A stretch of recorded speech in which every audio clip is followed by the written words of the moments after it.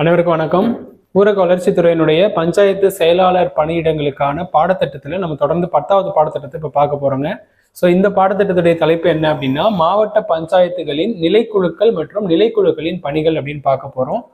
இதுக்கு முன்பு 9 காணொலிகள் வந்திருக்கும். அதை பார்த்து நோட்ஸ் எடுத்து வச்சுட்டீங்கன்னா இதோடைய நேர்காணல் மற்றும் எழுத்து தேர்வுன்றதையும் 18ஆம் தேதி வந்திருக்கக்கூடிய தினத்தந்தி செய்தித்தாளில் சொல்லியிருக்கிறாங்க. இதற்கான ஆன்லைன் வகுப்புகளும் போகுது. அது வேணுன்றவங்களும் கீழே ஒரு தொடர்பின் போகும், தொடர்பு கொள்ளுங்க. ஸோ இப்போ மாவட்ட பஞ்சாயத்துகளுக்காக நிலைக்குழுக்கள் அப்படிங்கிறது என்னென்ன இருக்கு, இந்த நிலைக்குழுக்கள் என்னென்ன பணிகளை செய்ய போறாங்க அப்படிங்கிறத பத்தி தான் தெளிவாக பார்க்க போறோம். சரி, இப்போ இதுக்கு 5 நிலைக்குழுக்கள் இருக்கு. மாவட்ட பஞ்சாயத்துக்கு 5 நிலைக்குழுக்கள். ஸோ இந்த 5 நிலைக்குழுக்களையும் நீங்க ஒன்ஸ் வாட்ச் பண்ணிட்டு இதோடைய பணிகள் இந்த பக்கம் பார்க்கும்போது உங்களுக்கே ஒரு கம்பேரிஷன் புரியணும். எப்படின்னா, இப்ப நிதி மற்றும் வரி விதிப்பு குழுக்கள் அப்படின்னு ஒரு நிலைக்குழு இருக்கு. ஸோ இந்த நிலைக்குழு என்ன பணிகளை செய்வாங்க அப்படின்னு பார்த்தீங்கன்னு வச்சுக்கோங்களேன். இங்கே இருக்கு பாருங்க, நிதி மற்றும் வரி விதிப்பு. ஸோ இவங்களுடைய ஒர்க் இந்த ஒரு நிலைக்குழு, இதுக்கு நிதிக்கு வரி விதிப்புக்கு அமைக்கப்பட்ட நிலைக்குழுக்கள் தான் என்ன பண்ணணும், நிதி வரி விதிப்பு பணிகளை மேற்கொள்ளணும். ஸோ இந்த குழு வேற எதுக்காவது போயிட்டு வரி விதிப்பை பண்ணிட்டு இருக்க முடியாது.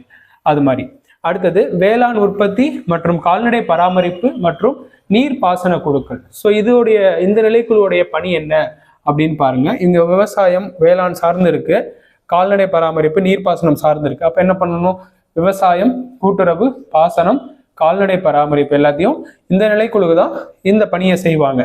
ஓகேங்களா? அதே மாதிரி 3வது பாருங்க, கல்வி மற்றும் மாதர் நலன் உள்ளிட்ட சமுதாய பொது நலன்களுக்கான குழுக்கள் அமைக்கப்பட்டிருக்கு. ஸோ இந்த குழுக்கள் என்ன பண்ணுவாங்க, அப்ப கல்வி மற்றும் சமுதாய பொது நலன்கள் இருக்கு.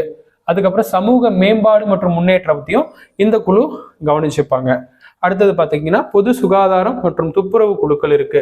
இந்த குழு என்ன பண்றாங்க, பொது சுகாதாரம் எங்க இருக்குன்னு பாருங்க, மேலேயே இருக்கு. ஸோ அப்போ பொது சுகாதாரத்தை இந்த குழு பொது சுகாதாரத்துக்கு ஆக வேண்டிய செலவினங்களையும் அதுல என்னென்ன வருவாய் வருதோ அதையும் பார்த்துக்க வேண்டிய பொறுப்பு இந்த நிலைக்குழுக்களுக்கு இருக்கு. ஸோ இறுதியா பாருங்க, தகவல் தொடர்பு மற்றும் கூட்டுறவு குழுக்கள் அப்படின்னு இருக்கு.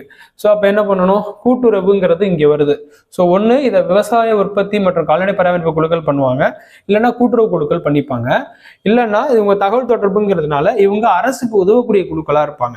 எப்படின்னா, இப்போ மாநில அரசுகளிடம் இருந்து ஒரு மாவட்ட பஞ்சாயத்துக்கு என்னென்ன மாதிரியான ஜியோ பாஸ் ஆகுது, என்னென்ன மாதிரியான திட்டங்கள் வருது அப்படிங்கிறத ஒரு மாவட்ட பஞ்சாயத்துக்கு சொல்லக்கூடிய குழுக்கள் இந்த தகவல் தொடர்பு குழுக்களா இருப்பாங்க. ஸோ இந்த மாதிரி தான் இந்த நிலைக்குழுக்களுக்கான என்னென்ன நிலைக்குழுக்கள் இருக்கு, இந்த நிலைக்குழுக்கள் என்னென்ன மாதிரி பணியை செய்கின்றன அப்படிங்கிறத நீங்க புரிஞ்சுக்கணும்.